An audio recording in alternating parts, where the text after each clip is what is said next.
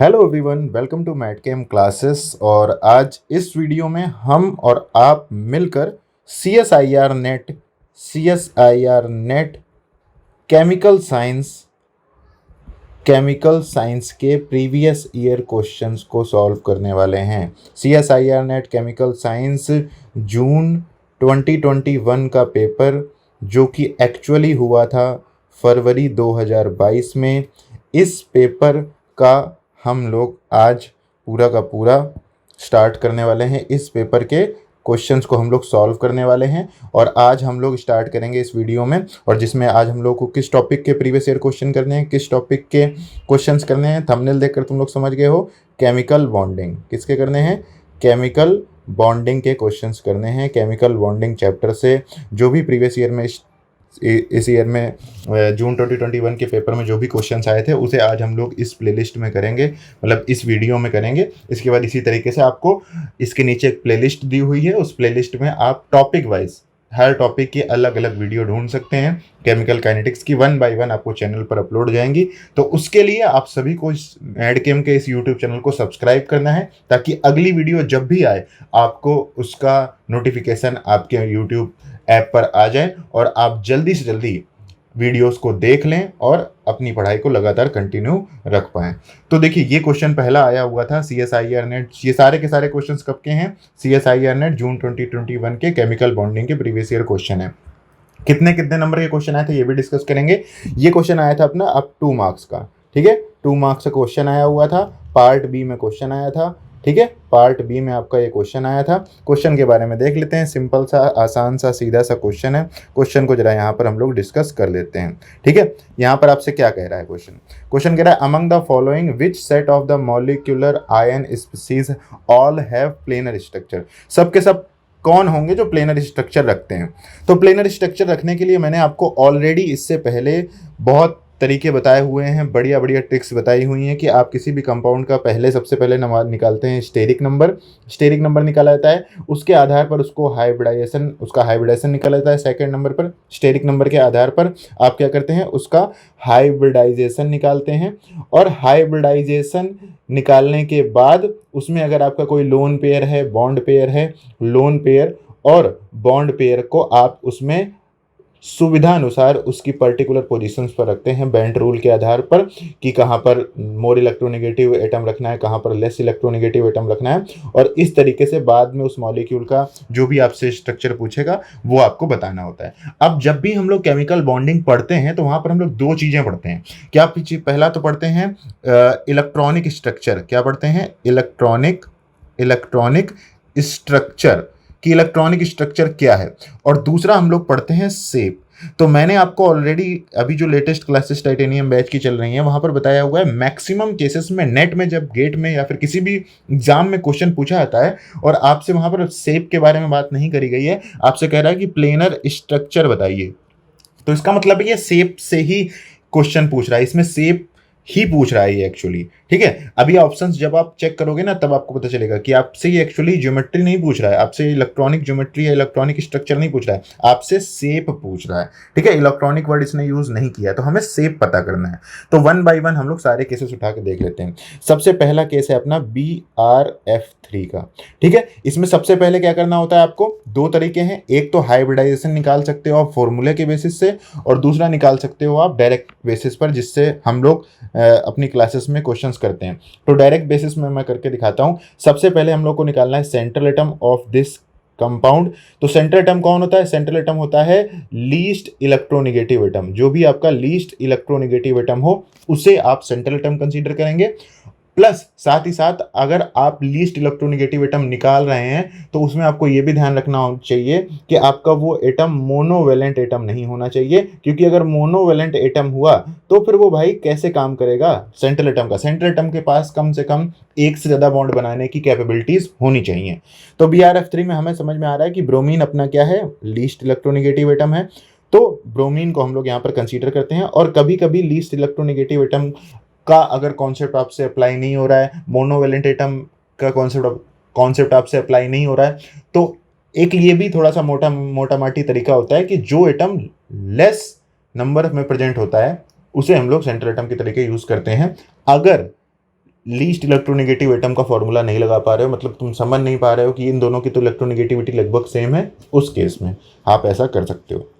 तो क्या ये कर लिया आपने, सेंट्रल एटम निकाल लिया। अब सेंट्रल एटम को आप इस तरीके से बीच में लिख दीजिए, उसके वैलेंस इलेक्ट्रॉन्स लिखिए। अब आपको क्या लिखना है, इसके वैलेंस इलेक्ट्रॉन्स। तो 1 2 3 4 5 6 और 7, हमने 7 वैलेंस इलेक्ट्रॉन इसके लिख देने होते हैं। इसके बाद फिर इसमें आपको जो इसके साथ लगे हुए साइड एटम्स हैं, इन साइड एटम्स को क्या करना होता है, 1 बाई 1 आपको लगाना होता है। ये जैसा आपको पता है फ्लोरीन क्या है, मोनोवेलेंट है। क्या है, मोनोवेलेंट एटम है। तो मोनोवेलेंट एटम है, इट मीन्स कि यहाँ पर आपको क्या करना है, इसको एक इलेक्ट्रॉन के साथ जोड़ देना है, एक इलेक्ट्रॉन के साथ जोड़ देना है, एक इलेक्ट्रॉन के साथ जोड़ देना है। अब इसके बाद आपको देखना है इलेक्ट्रॉन पेयर्स कितने हैं। तो ये एक इलेक्ट्रॉन का एक पेयर, तो एक ये इलेक्ट्रॉन पेयर, दूसरा इलेक्ट्रॉन पेयर ये, तो दूसरा इलेक्ट्रॉन पेयर ये।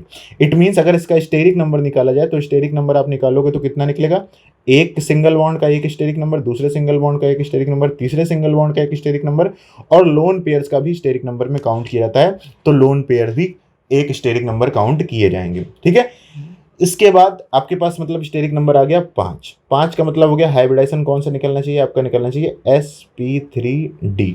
sp3d हाइब्रिडाइजेशन निकलना चाहिए। sp3d का मतलब हो गया आपका ट्राइगोनल बाई पिरामिडल स्ट्रक्चर।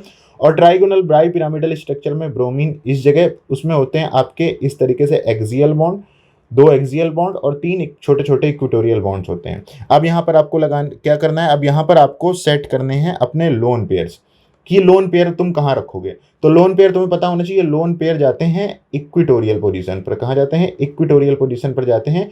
वो लेस पी कैरेक्टर या फिर कह सकता हूं मोर एस कैरेक्टर वाले बॉन्ड्स में जाना प्रेफर करते हैं। तो बेंट रूल के आधार पर आप लोन पेयर को कहाँ रखोगे, इस जगह रखोगे। पहला लोन पेयर यहाँ आएगा, दूसरा लोन पेयर यहाँ आएगा।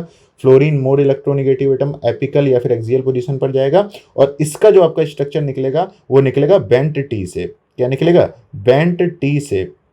It means bent T shape आपने इसका स्ट्रक्चर निकाला।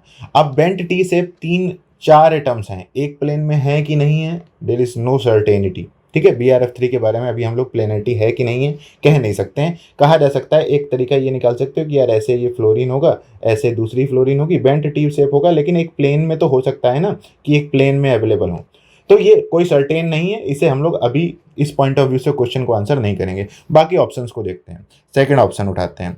सेकंड ऑप्शन आपके पास BRF3 आपने देख लिया, BRF3 आपने देख लिया। इसके बाद अब सेकंड ऑप्शन है आपके पास FClO2। FClO2 में लीस्ट इलेक्ट्रोनेगेटिव एटम कौन है, FClO2 लीस्ट इलेक्ट्रोनेगेटिव एटम कौन है बताओ, क्लोरीन आपकी लीस्ट इलेक्ट्रोनेगेटिव एटम है। इसके पास कितने इलेक्ट्रॉन है, 7 इलेक्ट्रॉन है वैलेंस शेल में, 7 इलेक्ट्रॉन है, 4 2 6 1 7। इसके बाद इससे जब तुम साइड एटम लगाओगे तो आपकी ऑक्सीजन 2 है, ऑक्सीजन 2 है, और कोई भी नेगेटिव चार्ज नहीं है कॉम्प्लेक्स के ऊपर, मतलब दोनों ही बाईवेलेंट इलेक्ट्रॉन्स के तरीके, बाईवेलेंट साइड एटम्स के तरीके जुड़े होंगे इस तरीके से, और आपका एक फ्लोरीन इस तरीके से आकर जुड़ा होगा, और यहाँ पर एक लोन पेयर आपका बच गया होगा। तो इसमें आपको सिर्फ सिग्मा बॉन्ड ही काउंट करने होते हैं स्टेरिक नंबर निकालते समय। तो एक डबल बॉन्ड का स्टेरिक नंबर 1, इस डबल बॉन्ड का स्टेरिक नंबर 1, इस सिंगल बॉन्ड का स्टेरिक नंबर 1, इस सिंगल बॉन्ड का स्टेरिक नंबर 1, ये आएगा steric number 4 with a lone pair, with lone pair. इसका मतलब है कि आपके पास टेट्राहेड्रल स्ट्रक्चर होगा इस तरीके से, आपके पास ये क्लोरीन होगी, ये क्लोरीन होगी, एक लोन पेयर होगा, ठीक है, और इसके बाद इस तरीके से fluorine, double bond oxygen, double bond oxygen, मतलब ट्राइगोनल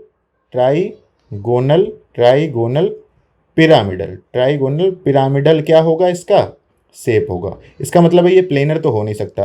तो FClO2 वाले सारे ऑप्शन हटा दो। FClO2 वाला ये ऑप्शन नहीं हो सकता, FClO2 वाला ये ऑप्शन नहीं हो सकता, FClO2 वाला ये ऑप्शन नहीं हो सकता।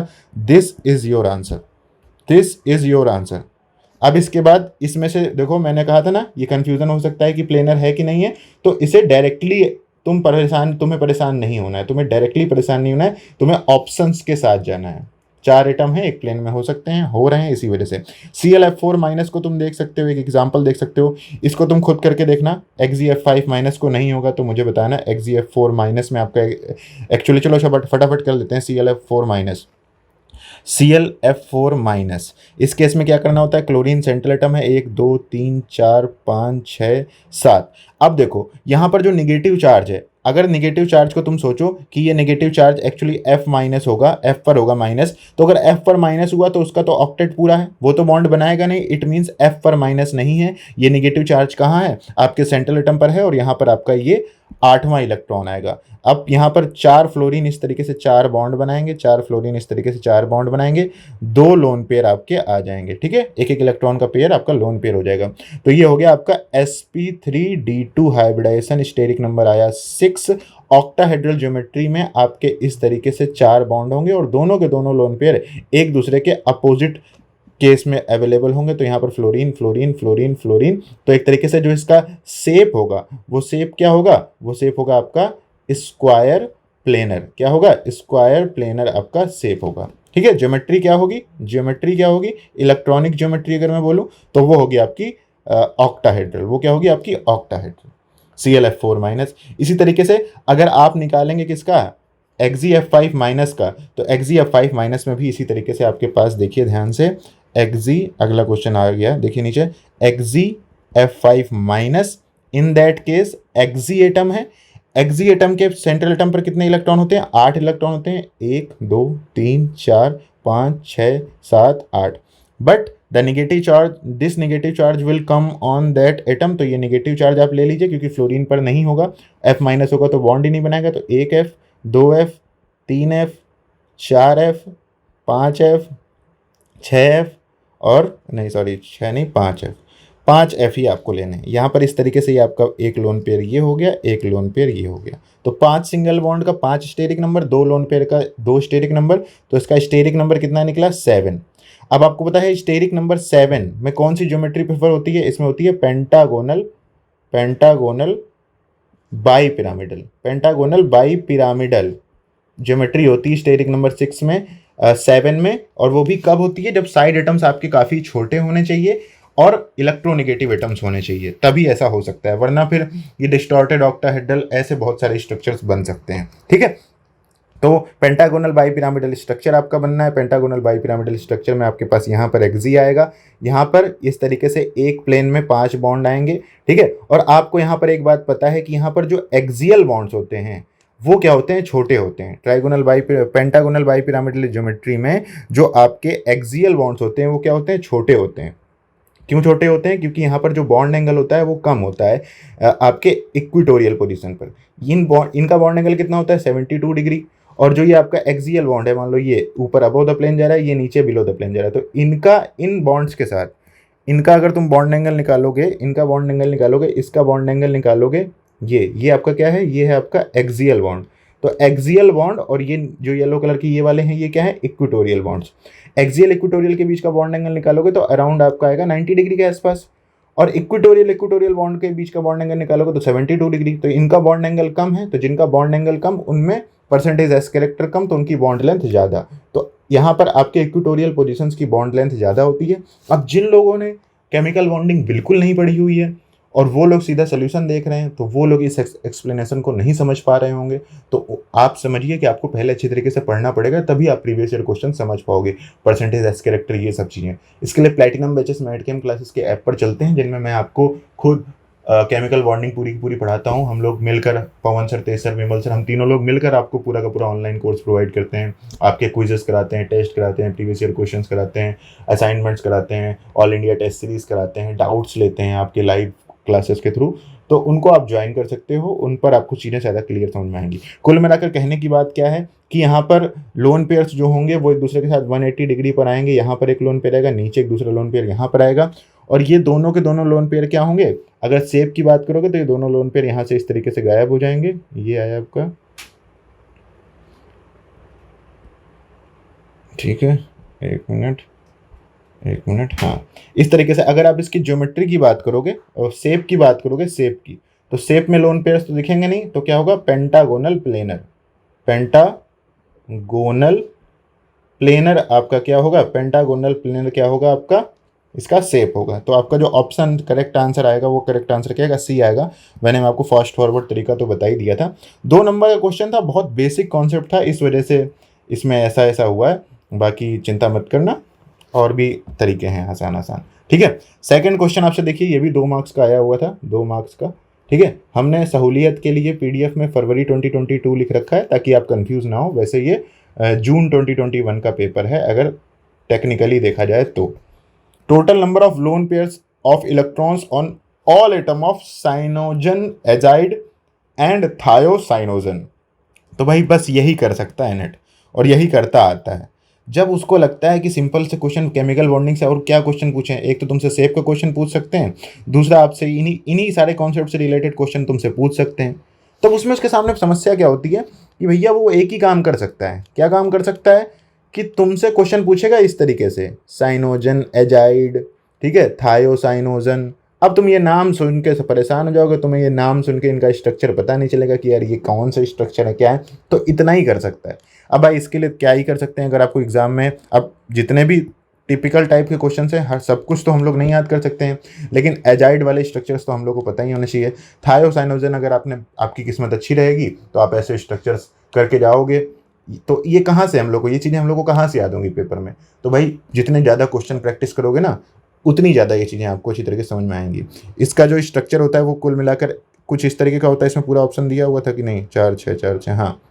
अब देखो इसका स्ट्रक्चर कुछ इस तरह से होता है। आपका जो क्या कहते हैं, ये आपका साइनोजन एजाइड है, ये है आपका N2 के साथ Cn लगा रहता है, ठीक है, N2 के साथ Cn लगा रहता है। और थायोसाइनोजन है जिसमें क्या होता है, सल्फर सल्फर सल्फर सल्फर, और उसके साथ यहाँ पर ये Cn इस तरीके से लगा होता है। यहाँ पर ये डबल बॉन्ड नहीं होगा, ये सिंगल बॉन्ड ही होगा। तो आपको नंबर ऑफ लोन पेयर्स पता करने थे। तो देखिए N2 का जो बॉन्ड होता है वो इस तरीके से होता है, ऐसे ऐसे ऐसे ऐसे, इस तरीके से। यहाँ पर इस पर नेगेटिव चार्ज, इस पर पॉजिटिव चार्ज, और इस तरीके से ये C ट्रिपल बॉन्ड, इस तरीके से N, ठीक है। तो लोन पेयर आपको काउंट करने थे। अगर आपको स्ट्रक्चर पता होगा तो लोन पेयर आप बड़े आसानी से काउंट कर लोगे। इसके पास एक लोन पेयर, इसके बाद एक लोन पेयर, इस पर पॉजिटिव चार्ज एक भी लोन पेयर नहीं, इसके पास 2 लोन पेयर, तो 2, इसके बाद 2, इसके बाद एक 3, 3 के बाद एक 4। तो लोन पेयर यहाँ पर आपके कितने आए, 4। लोन पेयर कितने आ गए आपके, 4 आ गए। लोन पेयर आ गए 4। देखो यहाँ पर ए ऑप्शन दिया है, 4 और 6 आंसर है। यहाँ पर लोन पेयर 6, ये गलती है, यहाँ पर 4 लिखना है, ठीक है।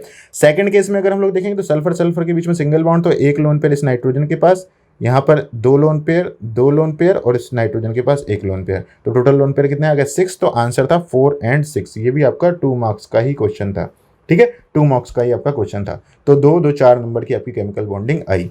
अब इसमें सब पता है ना बेसिक चीज़ें तुम्हें, तो इसको तो तुम्हें परेशानी होनी नहीं चाहिए तुमको, इसको तो तुम बड़े आसानी से कर सकते हो। अगला बात करते हैं, नेक्स्ट क्वेश्चन था, ये भी आसान सा ही क्वेश्चन था।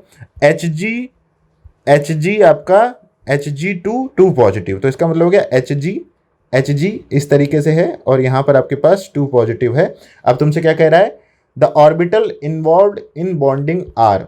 ऑर्बिटल जो इन्वॉल्व हो रहे हैं वो क्या हो रहा है, देखो अब 2 Hg एक दूसरे के साथ बॉन्ड बना रहे हैं, तो इसका मतलब हो गया Hg, इन दोनों के ऊपर एक तरीके से कह सकते हो Hg पॉजिटिव, इस तरीके से ये आपस में मिलकर बॉन्ड बना रहे हैं। तो इसका मतलब क्या हो गया, अब Hg कहाँ आता है, Hg आपको पता होना चाहिए, Hg कहाँ आएगा, पट औ हज में, ठीक है। ये तो है आपका लैंथेनाइट, मतलब जो आपकी 3D 4D 5D सीरीज होती है, लादेन अफगानिस्तान में, ताज वाइफ के रिमेंबर में, ओसामा इराक में, पट औ हज में, इस तरीके से पता होना चाहिए आपको। ये D1 सिस्टम होता है, ये D2, D3, D4, D5, D6, D7, D8, D9, D10। It means Hg जो होता है ये आपका होता है ये 3D 4D 5D 5D10 6s2, ये होता है इसका Hg का वैलेंस सेल का electronic configuration.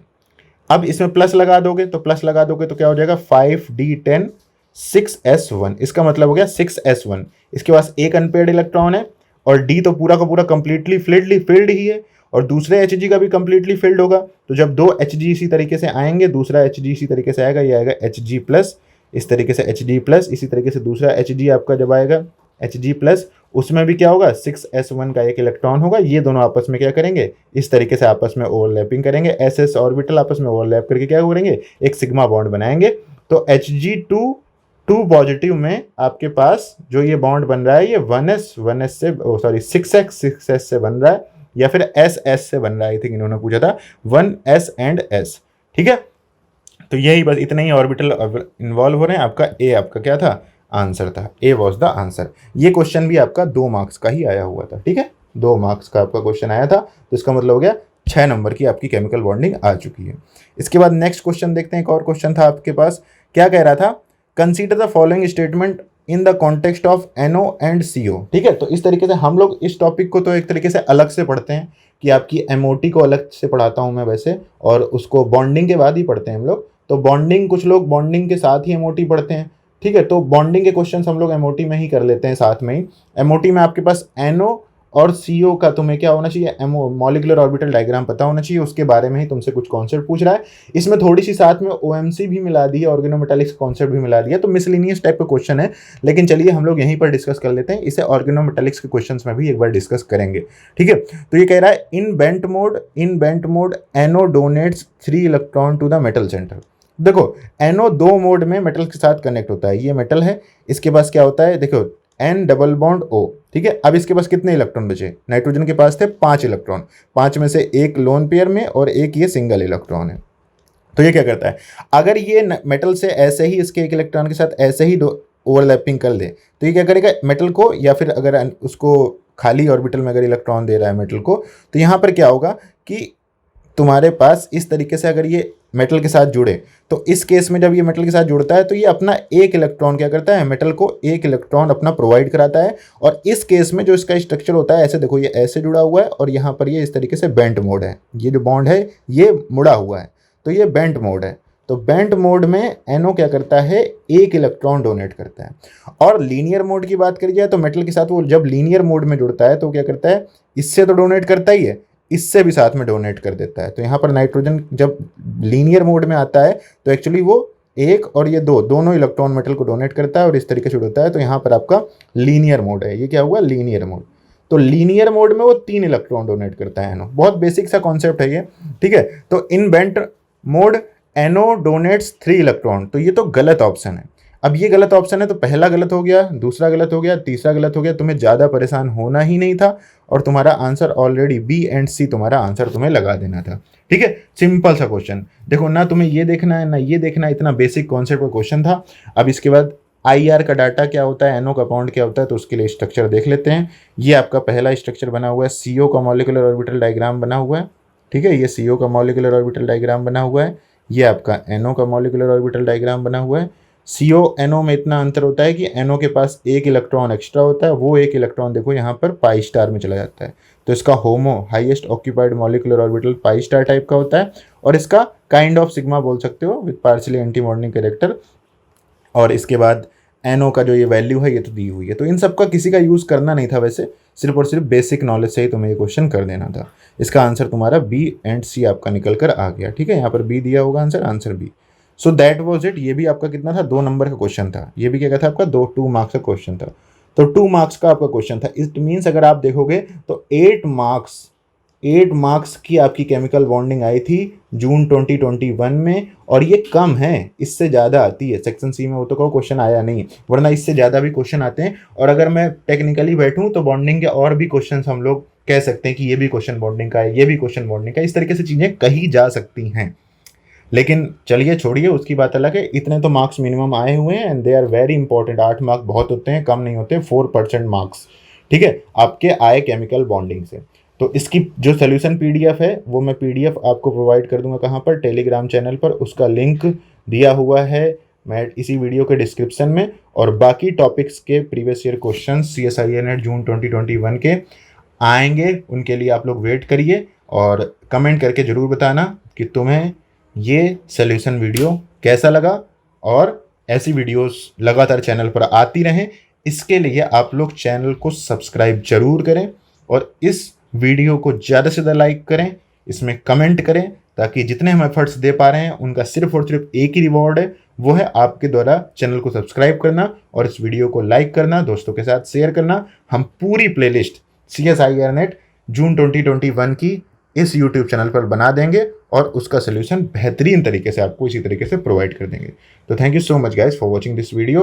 Hope you will subscribe the YouTube channel of MATChem classes and will like this video, share with your friends. Thank you so much guys once again. Bye bye.